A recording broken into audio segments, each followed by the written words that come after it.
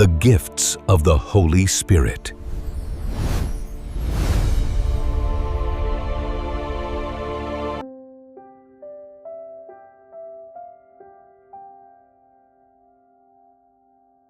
வணக்கம். பரிசுத்த ஆவியின் 9 வரங்களுக்கு பின்னால் இருக்கும் ஆழமான அர்த்தங்களை ஆராயப் போகும் இந்த சிறப்பான அலசலுக்கு உங்களை வரவேற்கிறேன். இன்னைக்கு நம்ம என்ன பார்க்க போகிறோம்? ஆவிக்குரிய வரங்கள் என்றால் என்ன, அதற்கும் ஆவிக்குரிய கனிகளுக்கும் என்ன தொடர்பு என்பதைத்தான் மிக விரிவாக பேசப் போகிறோம். இது ஏதோ வழக்கமான தியரி கிடையாதுங்க. நம்ம ஒவ்வொருத்தருடைய ஆவிக்குரிய வாழ்விலும் ரொம்பவே பிராக்டிக்கலான அவசியமான ஒரு விஷயம்.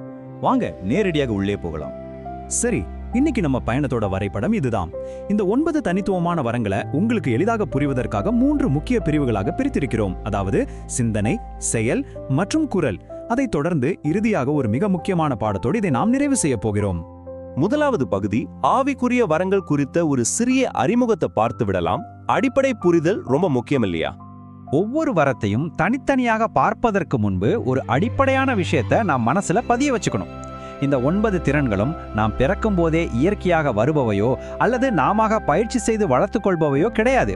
மாறாக இவை ஊழியத்திற்காக மட்டுமே தேவன் பிரத்யேகமாக வழங்கும் இயற்கைக்கு அப்பாற்பட்ட தெய்வீக கருவிகள். மனித பலத்தால் முடியாததை தெய்வீக வல்லமையால் சாத்தியமாக்கும் உன்னதமான கருவிகள் இவை. இப்போது இரண்டாவது பகுதிக்கு செல்வோம். வெளிப்பாட்டின் வரங்கள். இவை முழுமையாக தெய்வீக நுண்ணறிவு மற்றும் மனதோடு தொடர்புடையவை. இதுல முதலாவதாக நாம் பார்ப்பது ஞான வார்த்தை. இது பள்ளியிலோ கல்லூரியிலோ படித்து வாங்கும் உலக பிரகாரமான ஞானம் இல்லைங்க. என்ன செய்வதென்றே தெரியாமல் திகைத்து நிற்கும் ஒரு கடினமான சூழ்நிலையில் தேவனுடைய சித்தம் என்ன என்பதை புரிந்து கொண்டு அதன்படி எப்படி செயல்பட வேண்டும் என்ற வழிகாட்டுதலை வழங்கும் பிரத்யேகமான ஞானம் இதுவாகும். மனித அறிவு செயல்படாத இடத்தில் தேவன் கொடுக்கும் நேரடி வெளிச்சம் இது. ஞானம் என்பது எப்படி செயல்படுவது என்பதை குறிக்கிறது என்றால், அறிவு வார்த்தை என்பது மறைக்கப்பட்ட உண்மைகளை அறிவதை குறிக்கிறது. ஒரு நபரை பற்றியோ அல்லது ஒரு சூழ்நிலையை பற்றியோ இயல்பாக நாம் அறிய முடியாத ஆழமான ஆவிக்குரிய உண்மைகளை தேவன் நமக்கு இந்த வரத்தின் மூலமாக புரிய வைக்கிறார். மூன்றாவது ஆவிகளை பகுத்தறிதல். உண்மையிலே இது ஒரு மிகச்சிறந்த பாதுகாப்பு கருவினே சொல்லலாம். ஒரு விஷயம் தேவனுடைய ஆவியான் நடக்கிறதா அல்லது வஞ்சிக்கிற ஆவியான் நடக்கிறதா என்பதை துல்லியமாக கண்டறிய இந்த வரம் ஒரு விசுவாசிக்கு உதவி செய்கிறது. தவறான வழிகாட்டுதலில் இருந்து சபையை பாதுகாப்பதற்கு இது ரொம்பவே அவசியமான ஒன்று. வெளிப்பாட்டின் வரங்களை பற்றி பார்த்துவிட்டோம். அடுத்ததாக நாம் பார்க்க போவது வல்லமையின் வரங்கள். இங்கே தெய்வீக திறன் வெறும் சிந்தனையாக இல்லாமல் நேரடியாக செயலாக மாறுகிறது. வல்லமையின் வரங்கள் விசுவாசத்திலிருந்து தான் தொடங்குகின்றன. இங்க நீங்க கவனிக்க வேண்டியது, இது நாம் அன்றாடம் வெளிப்படுத்தும் சாதாரண நம்பிக்கை கிடையாது.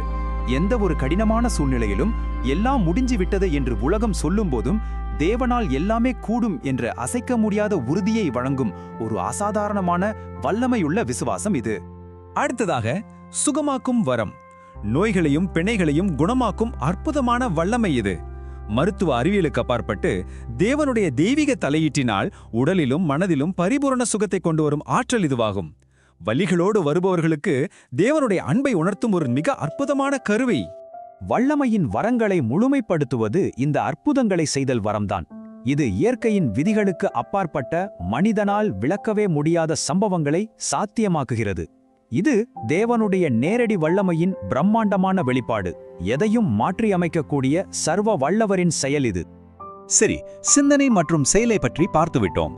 நாம் அடுத்து பார்க்க போவது உரைத்தலின் வரங்கள். இவை குரல் மூலமாக, அதாவது வார்த்தைகளின் வழியாக தேவனுடைய செய்தியை கடத்துவதை குறிக்கிறது. இதுல முதலாவது வருவது தீர்க்க தரிசனம். மக்களின் பக்தி விருத்தி, புத்திமதி மற்றும் ஆறுதலுக்காக தேவன் சொல்ல விரும்பும் வார்த்தைகளை நேரடியாக அறிவிப்பதே இதன் நோக்கம். இது மக்களை பயமுறுத்துவதற்காக கொடுக்கப்படுவது இல்லைங்க. மாறாக அவர்களை கட்டி எழுப்பவும் வழிநடத்தவும் கொடுக்கப்படும் ஒரு தெய்வீக குரல். அடுத்து நாம் பார்ப்பது பல்வேறு பாஷைகள். இது உண்மையிலேயே ஒரு வியக்கத்தக்க திறன்.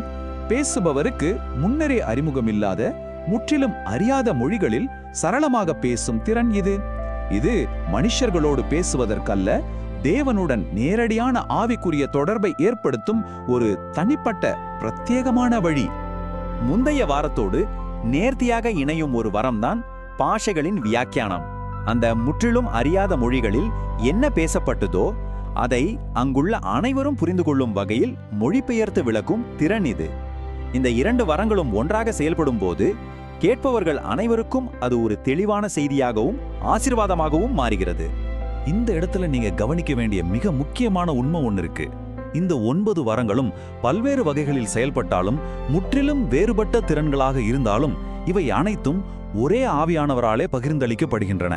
இது நம்ம விருப்பத்தின்படி அல்ல, முற்றிலும் ஆவியானவருடைய சித்தத்தின்படியே ஒவ்வொருவருக்கும் பிரத்யேகமாக கொடுக்கப்படுகிறது. இது ரொம்பவே ஆச்சரியமான விஷயம் இல்லையா? இப்போது நாம் இந்த அலசலின் மிக முக்கியமான உச்சகட்டத்திற்கு வந்துவிட்டோம். ஆவிக்குரிய கனிகளுக்கும் ஆவிக்குரிய வரங்களுக்கும் இடையிலான ஆழமான வேறுபாட்டை புரிந்து கொள்வது நம்ம ஒவ்வொருவருக்கும் மிக மிக அவசியம்.